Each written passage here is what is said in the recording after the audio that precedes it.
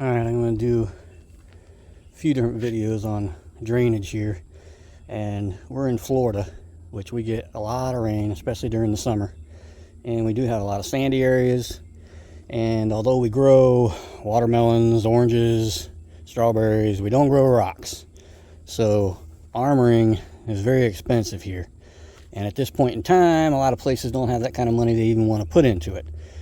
So over the years, I've tried to develop a lot of different ways, necessity is the mother of invention type of ways to get drainage, and I have some pretty good ones that seem to work pretty well. And the idea always is, anytime you have a grade like this, for instance, you want to get the water off of the trail in as many points as possible and as quickly as possible, and that makes a huge difference. So like in this little downhill here, it's going to be hard to show really on a video, but you can do a whole lot of little things that add up really quickly to make the drainage much better. So like here on this slope, everything leans in. Obviously you've got it leaning in, heading this way. And then even on this side, like when you get over here, this is leaned in a little more on the edge, and then a little bit of rise right there, so that the water from up here in this area will be isolated to drain here.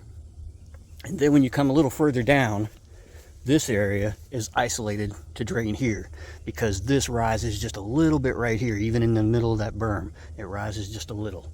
So the idea always is too, the more isolations I can get, isolating areas and getting those little areas to drain, makes a huge difference. Because if you let water just run down something, obviously it's going to destroy it, especially in Florida if you don't have the best soil. Or like on the back side of this berm right here, the shape of this angles back, of course, like this, because we don't want any water running over it into the berm. We want everything to run behind it. And when I'm finished shaping this, I will take all, the leaves and all that natural stuff and cover the rest of that too. I've already put a bunch here. So this section, as it flows down, it has to be filtered through this. And there's another trail that joins in right here. So this little section is its own isolation, with this draining, this helping with the drainage right here, and that helping with the drainage right there before you get to the next section of trail.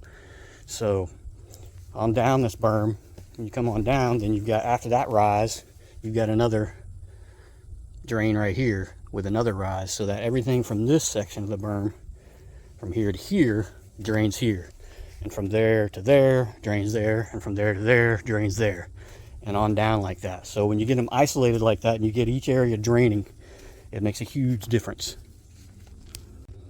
So then, like, the other thing is here where I've sliced this back up top that I showed you originally, I will take, the pine needles and everything else, put them back on this edge too.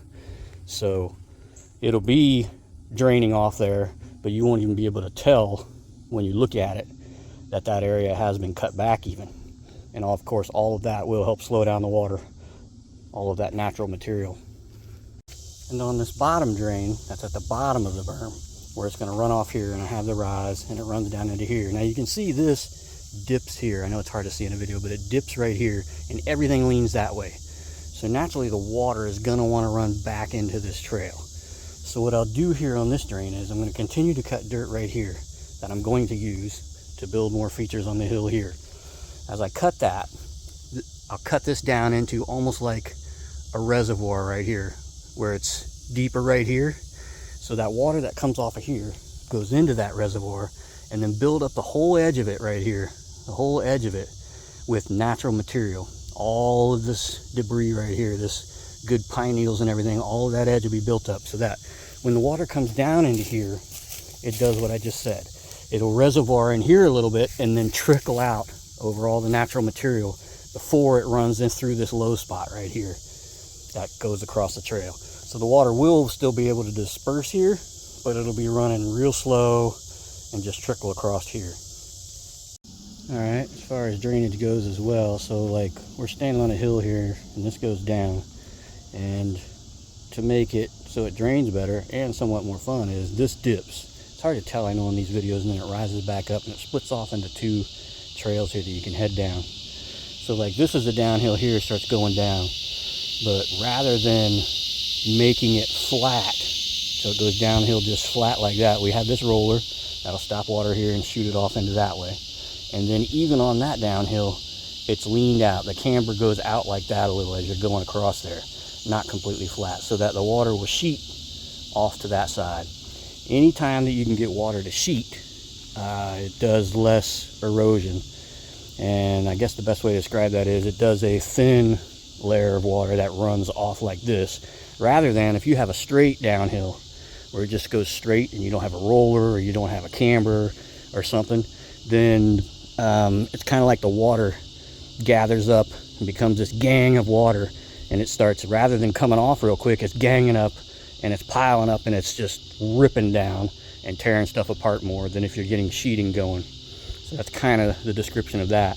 And then if you were going this way on this one, it rolls up, rolls down again, and rolls over, off camber a little bit for shedding, and then again it's like everywhere. So right there when you go to hit that, it rises, which you put a drain here and it sheds. And even like this trail that's going into rollers, before you go down this little extra downhill here, just make it rise so that it's a slight roller right there, so that when this water comes down this trail here, it doesn't just keep on going and get a full head of steam and go down that other section too. It'll get shedded off to that side first.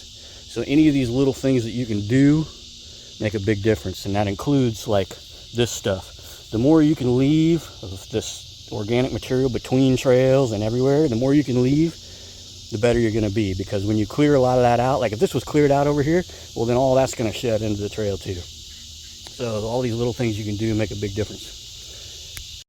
And then on the sides, like this is a dip, and it dips and rises back up into a roller. You want to have that just high enough that it'll shed to these sides, and sometimes you have to cut a little drain on the sides so that even though this dips down, it's still a little higher than what's next to it, here and here, at least on one side, so that it can run off.